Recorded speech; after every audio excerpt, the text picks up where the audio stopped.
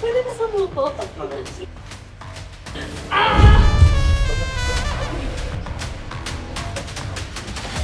Nakakahiya. Kasi kanina bago kami mag-start, sinasabi nila na, si Shanti, baka kaya niya yan, din niya yan. Hindi guys, hopefully na tayo. Siguro kasi masyadong mahaba yung braso ko. Awat na si Bibi. Ay, sorry.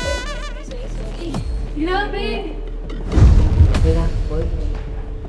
Doon na talaga sa ikatatlong cup na yung punong-puno na talaga ang tabo. Like, pinipigilan kong tumawa kasi si Shanti bumigay na. Tsaka sabi niya natatawa ako. Eh di yung ginagawa ko, nakapikit ako para hindi ko makita yung mga tao. Para maging focus talaga. Tsaka nag-prepare ako. Sabi ko, Lord, kaya ko to. Bibi, Bibi. Ay!